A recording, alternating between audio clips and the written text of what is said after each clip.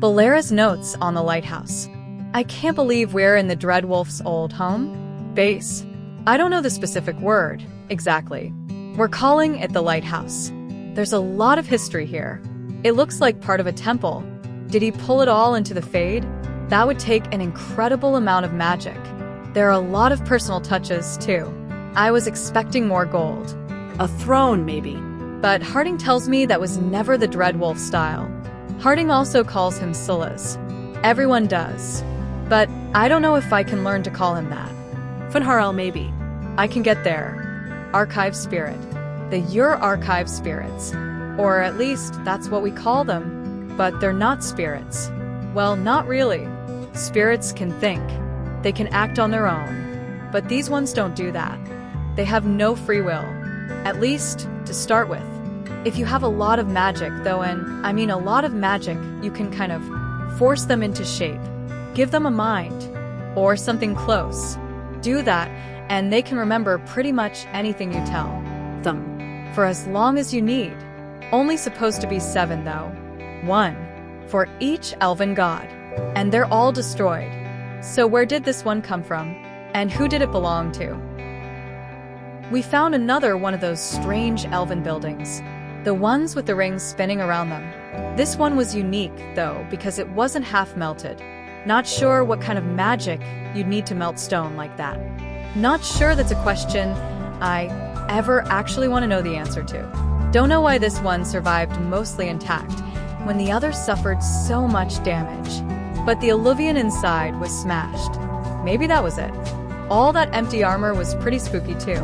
Kept expecting it to jump off the wall at me. From Balera's journal. Letter from Ireland to Balera. Balera, it was good to see you. Felt a little bit like old times, you know? Just going out there and doing the work instead of worrying about everything else that's happening right now. I know things are a little weird, and I know that some of this isn't really my business to say even when we were together, but I'm going to say it. You have to stop beating yourself up over what happened with Syrian. I know you think you're the person who can fix anything, but you can't. No one can. You're a friend, Balera, and I still care about you. So, give yourself a break. Ireland. A meditation on grief. They say grief is a knife. Sharp, painful, immediate. But grief isn't a knife, it's a stone. Choked down and kept down. It erodes. Time makes it smaller, lesser. You forget about it. It passes into memory where you used to feel its pain. Now you feel nothing, but sometimes it turns. A note, a flower, a smell. The smoothly worn edges retreat. Twist away. What comes now is as sharp and jagged as ever. It cuts anew. It's worn anew.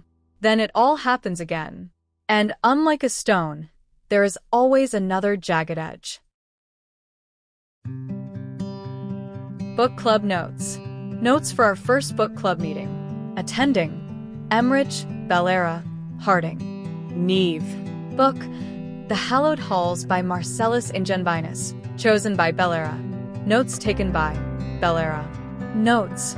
Emmerich, frustrated that book was not accurate about how undead actually work. Agreed that the romance subplot had the pleasing air of a classic tragedy. Neve, pretty sure the book was based on one of her old cases. Refused to elaborate further on romance subplot. Harding felt it was too long and lacked excitement. Kept scowling and asking, "Where's the blood?" Balera, me, enjoyed that enemies to lovers featured heavily in story. Found undead a little creepy. We rolled dice to decide, and Harding is the next person to choose a book. From Strife's journal, Ruins Reach. Veil Jumper recruits always ask me the same question. What is Ruins Reach? I tell them it depends on the day of the week. It's always changing. One week, the trees turn blue. The next, you'll hear voices speaking to you from thin air. The truth is we don't know what it is. We only know that a stretch of forest where you could have a pleasant picnic is now an ever-shifting hall of mirrors and chaos. It's like reality is trying to figure what it wants to be, what shape it wants to take, and it keeps changing its mind. I've explored Arlethan Forest for much of my life, and I've never felt so confused. The forest I once knew is becoming something else. Scouting report. The trees are singing. Expedition scouting report. Veil jumpers Renan and Nasir reporting. The trees in Ruins Reach started humming today.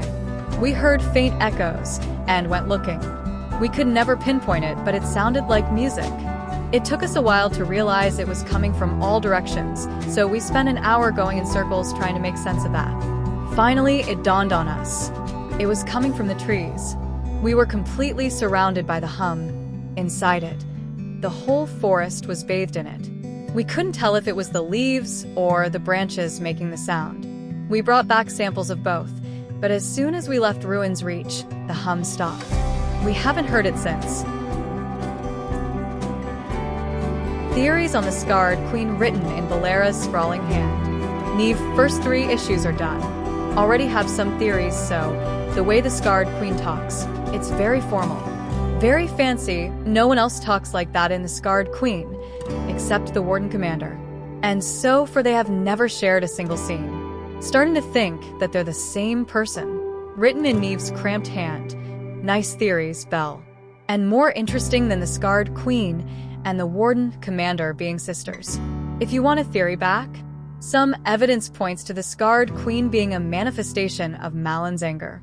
When you read about her harrowing, the writer is very careful not to say how it ended. Not concretely, anyway. Why leave that out? Feels deliberate. A lament for fallen Elvenin from a veiled jumper's letter. I hear tall watchtowers once stood where these waters emptied into the sky, their torches lit to guide the weary traveler. Sometimes on still days, when the mist hangs low on the river, I can imagine the lighted path up to the golden spires of Arlethin and the voices of my people calling me home. I know Elvenin, our lost civilization, is not how I imagine it. Arlethin was a place of wonder and magic, and also of conflict and war, ruled by tyrants. Yet still I mourn it, and wish that I could have seen it just once and called it mine. Added below in different handwriting. These feelings are not yours alone. There is no sin in grieving what was lost, imperfect though it was. Strife. From Ireland's Journal. Who's this Morrigan? Strife brought in a mage named Morrigan. They have some kind of history. I don't care much for her. This is our forest.